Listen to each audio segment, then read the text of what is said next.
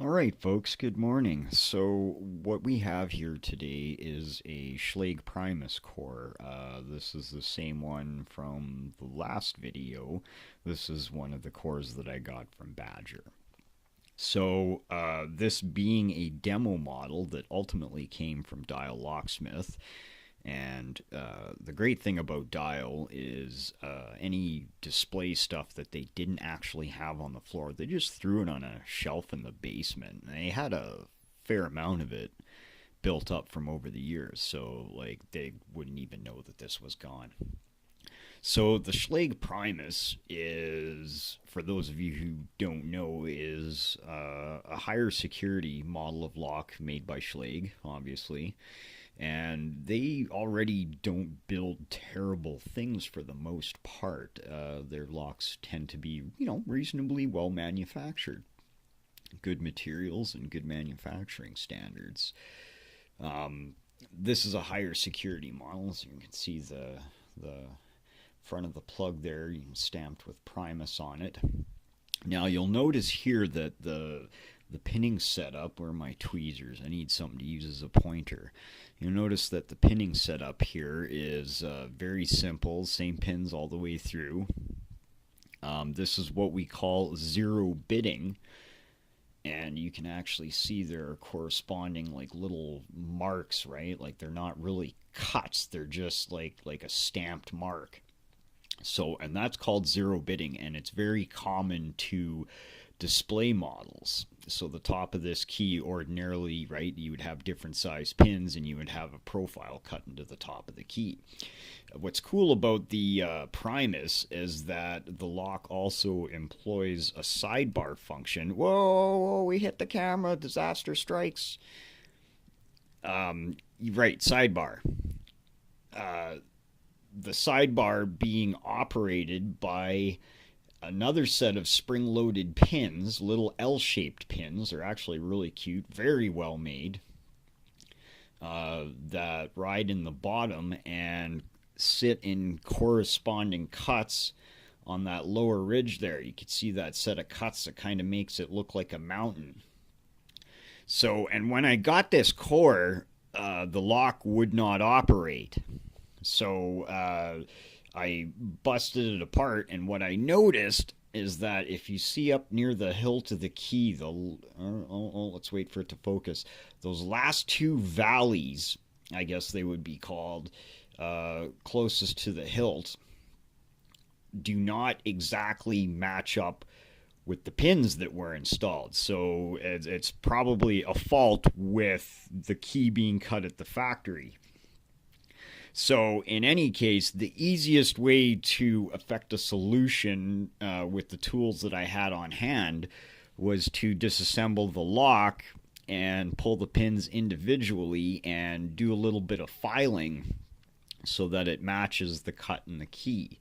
Fairly delicate work, nothing really super crazy. It's not freaking rocket science. It's just shaping a piece of metal, a very small piece of metal that's very easy to drop, I might add, and springs go flying everywhere if you don't do everything right. So what happens when you have when the valleys in the key and the cuts match up properly, and this is one thing I don't like about the Primus, is that the keys can be a little finicky to get in there. All right, we got her started. Right, so we see that the pins are nesting in the corresponding valleys, and that will allow the sidebar, which itself is spring loaded, because you want to have a fair bit of spring tension to hold this in the recess that it sits in itself, right, in the body of the core. You can see there's a recess in there, and that's what the sidebar sits in. Right, and when the key is sitting in there, the sidebar will depress all the way in. It'll become flush with the plug, and voila, you get to turn the lock.